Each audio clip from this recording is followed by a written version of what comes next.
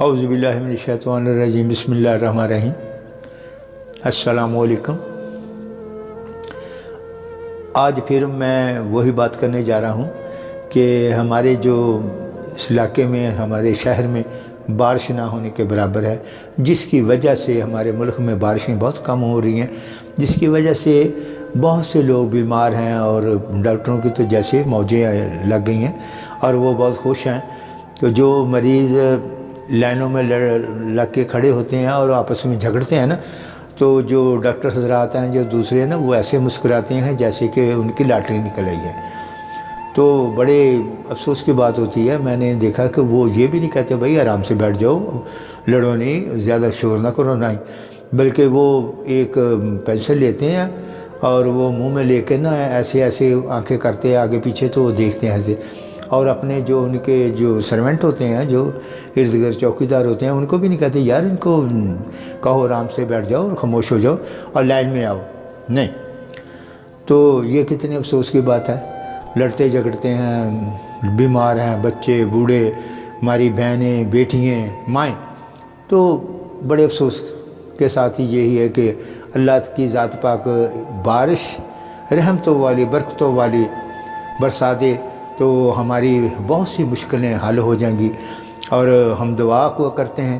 اب تو کہتے ہیں کہ بعض آدمی کہتے ہیں کہ یار وہ فلاں بزرگ زندہ تھے تو ان کے پاس گئے، ان سے کہا کہ سرکار ہمارے علاقے میں بارش نہیں ہو رہی، تو انہوں نے دوا کے لیے ہاتھ اٹھائے، تو وہ ہو گئی۔ نبی پاک صلی اللہ علیہ وسلم کے زمانے میں بھی لوگ آپ کے پاس آتے تھے جس علاقے میں بارش نہیں ہوتی تھی، یا لوگ پریشان ہوتے تھے کہ یا اللہ یہ بارش نہیں ہو رہی، سرکار ہمارے علاقے میں ہم تو بہت قہر میں پھنس گئے ہیں، قحط ہو گیا ہمارے علاقے میں، ہم دانے دن کے اور ہمارے مویشی بھوک سے مر رہے ہیں، ہمارے بچے پریشان ہیں۔ تو ایسے ہی ہوا کہ جب ایک عرابی نبی پاک صلی اللہ علیہ وسلم کی خدمت میں حاضر ہوا اور کہنے لگا کہ یا رسول اللہ اب تو بچوں کی آواز بھی نہیں نکلتی بھوک کی وجہ سے۔ دیکھو کتنے بڑے رحمت اللہ عالمین تھے، بچوں کی آوازیں نہیں نکل رہی حضور بھوک کی وجہ سے، اور اونٹوں کی بھی آوازیں نہیں نکلتی بھوک کی وجہ سے۔ پھر اس نے ایک شعر پڑھا عربی میں، تو اس کا ترجمہ یہ تھا، سرکار رحمت اللہ عالمین آپ رسول اللہ ہیں، آپ کا در چھوڑ کر ہم کہاں چلے جائیں، اور ہمارے آپ کے سوائے سے دنیا میں کون ہے جو ہماری سنے گا۔ تو سرکار اسی وقت کھڑے ہو گئے اور منبر رسول پر جا کر جلوہ فروز ہو گئے، بیٹھ گئے، سرکار تشریف رکھ کر۔ تو پھر آپ نے دعا فرمائی یا اللہ بارش برسا دے۔ کیسے ہو سکتا ہے کہ اپنے محبوب کی اللہ دوا بات ٹال دے یا کہے کہ نہیں، نہ تو کسی بات میں ہے ہی نہیں۔ تو پھر وہ بارش شروع ہو گئی۔ پھر کیا ہو گیا، بارش جب شروع ہو گئی تو وہ کہنے لگے کہ کیا بات ہے کہ ہم آپ کا در چھوڑ کر کہاں جائیں، کیونکہ آپ اللہ کے رسول ہیں، آپ ہی غریبوں اور یتیموں کے وارث ہیں۔ اس کے بعد صلی اللہ علیہ وسلم چادر کھینچ کر اوپر لپیٹ کر منبر رسول پر جا کر بیٹھ گیا اور یہ آپ نے فرما دیا۔ تو جب بارش کی دعا کی تو اس کے بعد ہم نے فرمایا اگر آج حضرت ابو طالب علیہ السلام زندہ ہوتے تو ان کی بھی آنکھیں ٹھنڈی ہو جاتی، مراد ہے کہ وہ بھی خوش ہو جاتے۔ ٹھنڈی ہونے سے مراد ہے کہ حضرت ابو طالب علیہ السلام جو آپ کے چچا جان تھے بہت پیار کیا کرتے تھے، بچپن انہوں نے پالا اور انہوں نے بہت سی قربانی، 3 سال وہ شبہ ابو طالب کی گھاٹی میں آپ کو رکھا اور بہت مصیبتیں اٹھائی، اور اتنی مصیبتیں اٹھائی کہ بہت کم لوگوں نے اٹھائی ہوں گی جو انہوں نے اٹھائی۔ تو وہ انہی کی دعاؤں برکتوں سے یہ سلام بہت بڑا ایک ان کا بھی بہت بڑا اسلام پر ایک احسان ہے۔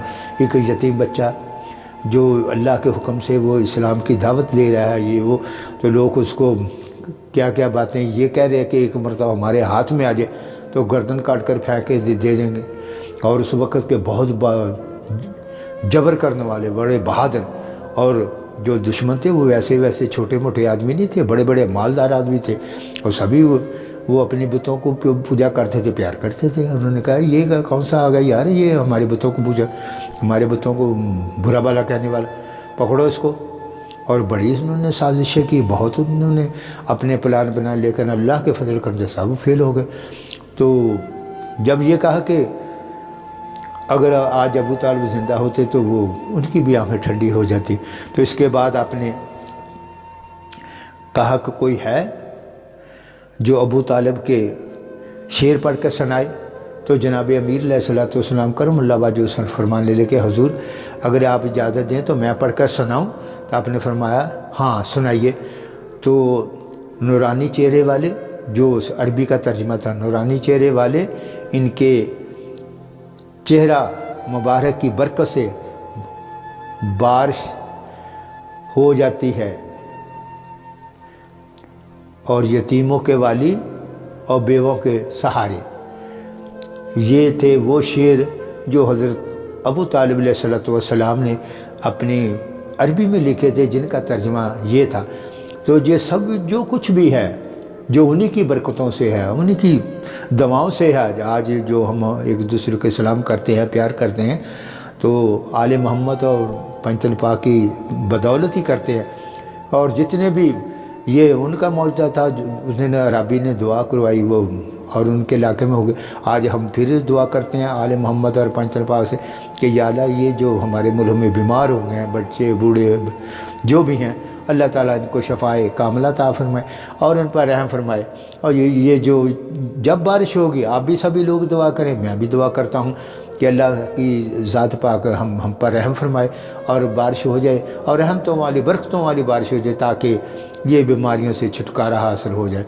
तो कोई आदमी ऐसा नहीं है जो मतलब कि परेशानी को, मैंने बहुत लोगों को कहते कि यार वो ऐसे दवाई एक ही लाते हैं, मेरे इतने बच्चे हैं, एक ही दवाई लाते हैं, दो आगे फिर बीमार होते हैं। कोई बच्चे घर में नहीं रहते, जो गली में मोहल्ले में खेलते हैं, बच्चों के साथ खेलते हैं, उनकी आदत होती है, उनको पता ही नहीं चलता कि यार ये बीमार हो गए हैं, यार सर्दी में घूमोगे फिरेंगे या खेलेंगे तो बीमार हो, उनको कोई नहीं पता। उनको पता है हमने खेलना है, बच्चों के साथ खेलना।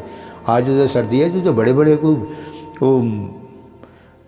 सर्दी ने उसकी वट निकाल दी है। तो अल्लाह की ज़ात पाक हमें और आपको सेहत तंदरुस्ती दे। मैं भी आपके लिए दुआ करता हूँ, आप अपनी दुआ में मुझे याद रखिए। खुदा हाफिज़।